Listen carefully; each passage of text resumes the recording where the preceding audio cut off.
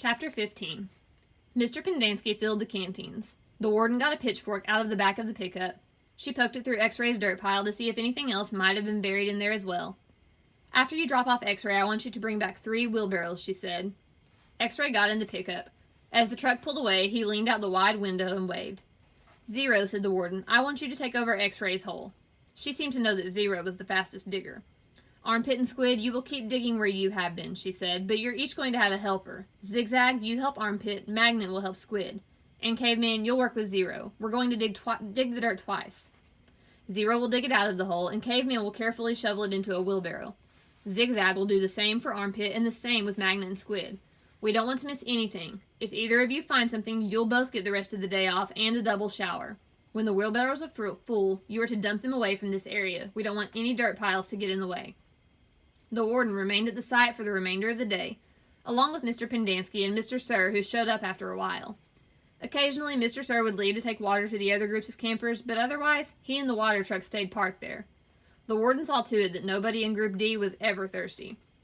Stanley did as he was told. He carefully looked through all the dirt dug up by Zero as he shoveled it into a wheelbarrow, though he knew he wouldn't find anything. It was easier than digging his own hole. When the wheelbarrow was full, he took it a good distance away before dumping it. The warden couldn't keep still. She kept walking around, looking over the boys' shoulders, and sticking her pitchfork through the dirt piles. "You're doing fine, just fine," she told Stanley. After a while, she told the boys to switch places so that Stanley, Zigzag, and Magnet dug in the holes, and Zero, Armpit, and Squid shoveled the excavated dirt into the wheelbarrows. After lunch, Zero took over the digging again, and Stanley returned to the wheelbarrow. "There's no hurry," the warden said several times. "The main thing is not to miss anything."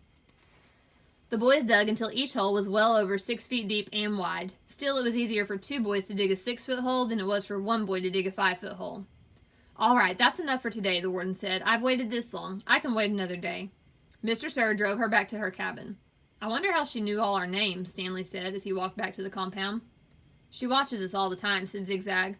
"She's got hidden microphones and cameras all over the place. In the tents, the rec room, the shower." "The shower?" asked Stanley.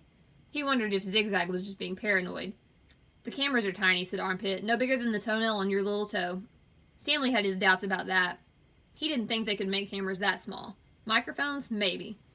He realized that was why X-Ray didn't want to talk to him about the gold tube at breakfast. X-Ray was afraid the warden might have been listening. One thing was certain. They weren't just digging to build character. They were definitely looking for something. And whatever they were looking for, they were looking in the wrong place. Stanley gazed out across the lake toward the spot where he had been digging yesterday when he found the gold tube. He dug the hole into his memory.